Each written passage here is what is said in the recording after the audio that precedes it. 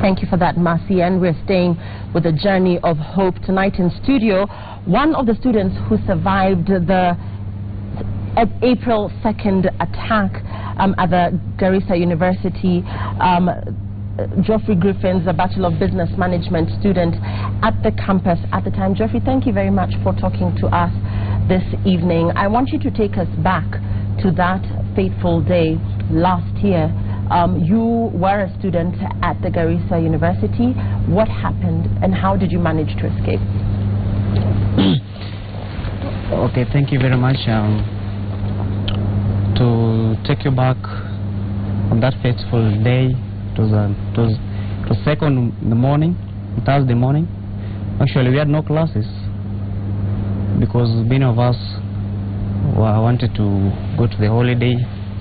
And then as I was sleeping, I had some gunshots. So when I got out, I thought like it was the KDF, maybe, because it's a normal process in Garissa, that there are a lot of gunshots every now and then. So we thought that maybe it's the KDF. So when we moved out through the rear exit, we found it was so much intense in okay, we call them Madare, the private hostels. So as they were moving closer, we decided to move to the other side of the dormitory, of the hostel, that is the rear, the bind of the dormitory. But others decided to go back because actually at that moment we did not know we never knew what was going on. Yeah.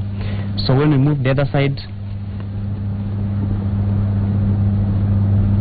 the front part, then we realized that there was a lot of gunshots again. So we decided to move to the site of the building site of the new hostel.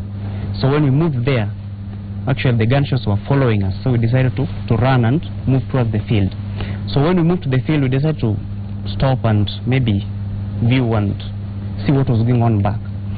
But the gunshots were still following us until one of my colleagues was shot near me. So then that's when I realized that it was now too dangerous for us to stay inside. So we moved and we moved towards the rear part of the fence. And then we flew outside the compound. Yeah. And at this time, like you said, you noticed that people were actually dying, people were actually getting shot. Yeah. Where did you seek refuge? Where is it that you managed to hide eventually? When we moved out of the compound, we went directly to one of the students. One of us was staying outside, was residing from the outside. He was not staying inside the school. It was an unresidence. So when we moved there, actually myself, I had only a shot and I did not have a shirt or a vest. So I moved to his house.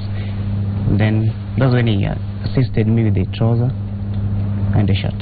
Yeah. And outside of the campus already you could hear, from where you were, you could still hear that, there were still gunshots within the campus.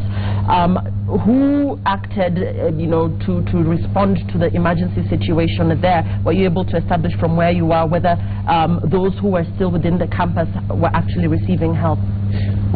Actually, it took a lot of time before, approximately 2 hours, before we could hear some vehicles, the movement of some vehicles maybe moving towards the campus. But we could receive some messages outside.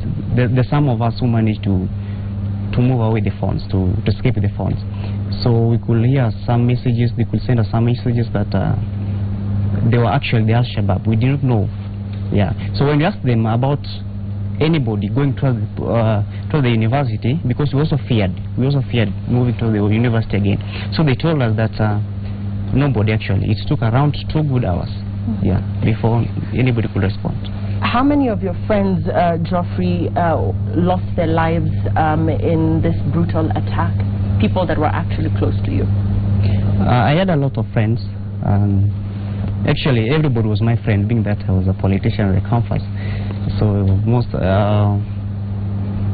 I had a lot of friends, but the closest people, like friends, I could talk about were my roommates, plus my few closest friends around. So your roommates, you lost your roommates were killed in the attack? Yeah, we lost my roommates. Okay. Yeah. Being reunited with family and friends, at what point did you finally make it home, and who facilitated that transport? How did you get home? When did you get home? On that fateful day, actually, after the attack, we stayed at the hostel, that is the provincial hostel of Garissa, for around 4 hours. That's when we were ferried to the KDF camp. There we took around 2 days, and then we were taken home by the NYS. Yeah. Yeah. A year later, Geoffrey, are you still traumatized? How do you feel looking back at the year that was? How has your year been? How are you coping with the traumatic events of that day? It has been very, very difficult to move on with life, but I thank God that we are personally, and it's like I've moved on, because recently I even went back to Garissa after completing my semester. I stayed there for 3 good months. I was actually teaching at Garissa High School, and I was getting motivation from the school principal, that is Abdi Mohammed and Abdi Karim. They have been motivating me, plus the Garissa University student, the Garissa University College principal, Warfa, Professor Warfa. He has been a very close friend. He has been good to us. He has been calling us, encouraging us. Yeah. Why did you feel the need to go back to Garissa? I just felt that it was the right way to move on, to try and forget everything. Yeah. So when I familiarized myself with the environment again, it could actually make me to forget everything. Yeah. And yet you chose to enroll in university in Eldoret and not back at the Garissa University. Why is that? I did not choose. It was actually all my details were transferred from Garissa to Moi. So getting them from there back to Garissa could have been... So you would have actually wanted to remain at the university in Garissa? Actually, there's no problem with that. I could do that. Yeah. Okay, so this, of course, this tragic event, what for you it has taught you in terms of life and moving on, years to come, your vision now, having gone through such a traumatizing event, what is your new outlook on life as we wind up? I think I can't really define life, but what I can say is that we really need to take things positively whenever they happen. Like the president said that you cannot try to please terrorists in that matter. So actually that's one of the reasons why I moved back to Garissa. So I think it was a misfortune and it happened, but we can really do nothing over it. The only thing we need to do is to preach peace between the Muslims maybe and the Christians. We should not bring it like the problem was caused by the Muslims. It is not the Muslims, it's the terrorists, the people who are against the peace of this nation.